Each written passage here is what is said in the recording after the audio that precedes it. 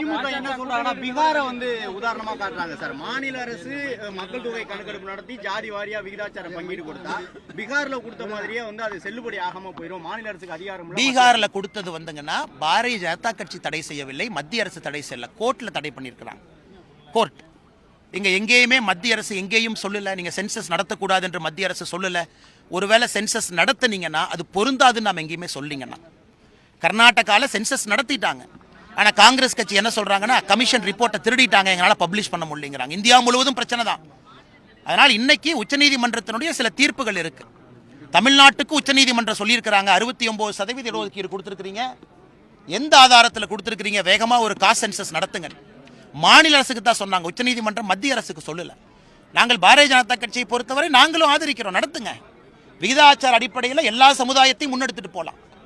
நீங்க மத்திய அரசு 10 ஆண்டுகளுக்கு ஒரு முறை சென்சஸ் நடத்துவாங்க. மத்திய அரசு குறிப்பாக ஆங்கிலேயர்கள் 1931 காஸ்ட் சர்வேவை கைவிட்டுட்டாங்க. ஏன்னா நீங்க காஸ்ட் சர்வே கடைசியா யூபிஏ நடத்தி என்னாச்சுன்னு எல்லோருக்குமே தெரியும். ஒரு மத்திய அரசு ஒரு காஸ்ட் சர்வே நடத்தி காஸ்ட் சர்வேல வந்திருக்கக்கூடிய ஜாதிகள் உண்மையான ஜாதிகளை விட 150 மடங்கு அதிகம்.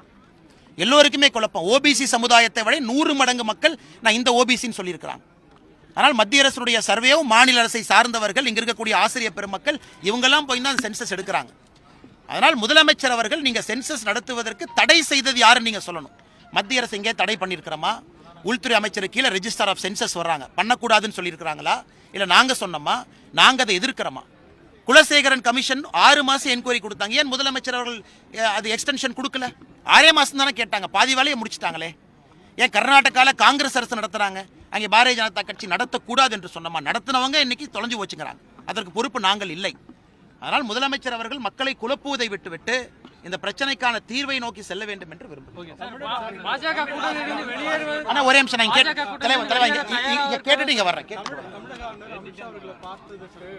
தமிழ்நாடு சார்ந்த பாதுகாப்பு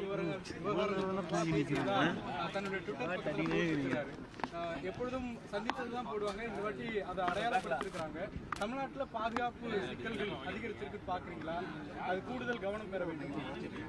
ஆனால் நீங்கள் இன்னைக்கு பார்த்துருப்பீங்க, இந்தியாவை பொறுத்தவரை நேற்று புதிய ஆளுநர்களை மத்திய அரசு நியமனம் செஞ்சிருக்கிறாங்க. பல்லா அவர்கள் இந்தியாவுடைய உள்துறை செயலாளராக 5 ஆண்டுகள் இருந்தவங்க இன்னைக்கு மணிப்பூருக்கு போறாங்க. வி.கே. சிங் அவர்கள் முன்னாள் ராணுவ தளபதி அமைச்சராக இருந்தவங்க மிசோராமுக்கு போறாங்க. ஸோ இந்தியாவை பொறுத்தவரை முக்கியமான இடத்திற்கு பாதுகாப்பு சம்பந்தப்பட்ட பாதுகாப்பு துறையில் இருந்த உயரதிகாரிகள் இன்னைக்கு ஆளுநராக செல்றதை பார்க்குறோம். தமிழ்நாட்டுக்கும் அதே போல டெபுட்டி என்எஸ்ஏவாக ஐபியில் நீண்ட காலம் பணியில் இருந்த ஆளுநர் RN ரவி அவர்கள் இங்கே வந்திருக்கிறாங்க. நிச்சயமா 35 ஆண்டுகள் காவல்துறையில் இருந்திருக்கிறாங்க, ஐபியில் இருந்திருக்கிறாங்க. அவருடைய பார்வை கொஞ்சம் வித்தியாசமாக இருக்கும். Is not a political governor. ஒரு அரசியல்வாதியாக இருந்து ஆளுநராக வரல, இஸ் அ டெக்னிக்கல் எக்ஸ்பர்ட். அதனால் நிச்சயமாக அவருக்கு ஒரு பார்வை இருக்கத்தான் செய்யும் என்பது என்னுடைய நம்பிக்கை. நான் ஆளுநர் இதை பற்றி பேசலிங்கன்னா அவரும் இதை பற்றி என்கிட்ட சொல்லலை. அதனால் ஆளுநர் அவரை பொறுத்தவரை அவருடைய கோணத்தில் என்ன பார்க்குறாங்க, தமிழ்நாட்டை பொறுத்த வரைக்கும் ஒரு பக்கம் சைனாவுடைய அச்சுறுத்தல் இருக்குது. காரணம் இலங்கையில் வந்திருக்கக்கூடிய அரசு, அங்கே சைனா ஏற்படுத்திருக்கக்கூடிய ப்ராஜெக்ட்ஸ் ஒரு பக்கம். ஏன்னா கடல் பகுதியிலேருந்து 21 நாட்டிக்கல் மைலில் இருக்குது. இன்னொரு பக்கம் பார்த்தீங்கன்னா கடலோர பகுதி தமிழ்நாட்டில் எந்த அளவுக்கு பிரச்சனை இருக்குது பார்க்குறோம். ISIS சித்தாந்தம் பரவி இருப்பதை பார்க்குறோம், தீவிரவாத சித்தாந்தம். அதையெல்லாம் தாண்டி உள்ள இருக்கக்கூடிய லா அண்ட் ஆர்டர் பிரச்சனைகளை பார்க்குறோம். அதனால் ஆளுநரை பொறுத்தவரை என்ன சொல்லியிருப்பாங்கன்னு தெரியலீங்கன்னா, பட் அவர் லா அண்ட் ஆர்டர் பெர்ஸ்பெக்டிவ்ல பார்ப்பதற்கு அவருக்கு முழு தகுதி இருக்குது என்பதுதான் என்னுடைய கருத்துங்கண்ணா. ஆனால் இந்த பக்கம்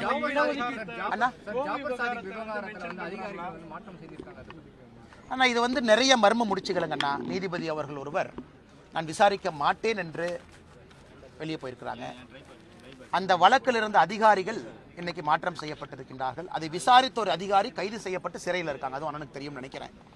அதனால ஏகப்பட்ட மர்ம முடிச்சுக்கள். அதனால் இது மாநில அரசு இங்க இருக்கக்கூடிய சட்டம் ஒழுங்கு கையில் இருக்கக்கூடிய டிஜிபி அவர்கள் பத்திரிகையாளர் சந்திப்பு நடத்தணும். ஏன்னா ஒரு நாளுமே இந்த அரசு ஜாஃபர் சாதிக் கேஸை பொறுத்தவரை அரசின் மீது சந்தேகம் வலுவடைந்து கொண்டே இருக்கிறது.